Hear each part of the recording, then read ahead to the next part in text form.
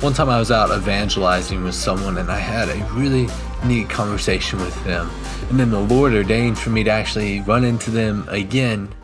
But at the end of my second conversation, as this man was dropping me off at the airport as he was my taxi driver, he asked me a very difficult question that really I didn't know how to answer at the time. He said, okay, you've told me all this stuff about God, about Jesus, but why does he want you to worship him? Isn't that weird? And honestly, it kind of shook me for a second. I couldn't really give him a good answer. Fortunately, my youth pastor was actually sitting behind me, so I just kind of look at him and be like, Patrick, time to get in here. But what it showed me in that moment was, man, I really should have an answer to why I worship God. Because if I was being honest, I worship God because I love him. I'm thankful for what he's done in my heart and in my life and how he's transformed me. And while I can't give God anything, I want to worship him out of my love and gratitude for him. But I think to a lot of non-believers, they probably wouldn't really understand that. And this actually plugs in really well with what we read today in our Bible in a Year program.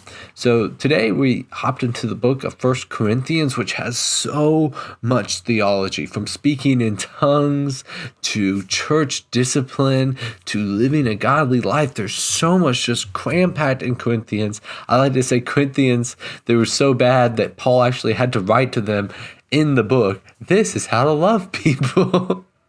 But it has one of my favorite verses in it, and let's read it real quick. The message of the cross is foolishness to those who are headed for destruction, but for we who are being saved know it is the very power of God. So when someone asks me, Logan, why do you worship God? This verse is actually my first answer. I'll tell them, there's some things that you're probably not really going to understand about the Christian walk and Jesus until you get saved.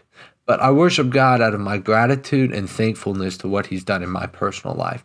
One example of something you might not understand until you actually go do it is cooking. The first time I got in the kitchen, it was pretty overwhelming until it actually was demonstrated.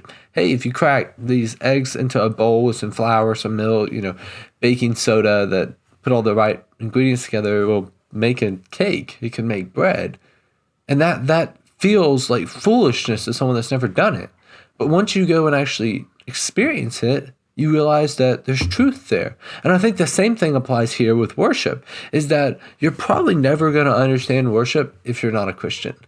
But once you realize what Christ has done for you, that you were a sinner destined for hell because of the sin that you'd committed in your own life, but God, being rich in mercy, demonstrated you grace by saving you from your sin and paying for that. I think worship is a natural response of our heart, saying, Lord, thank you for doing that in my life, and I want to worship you for it.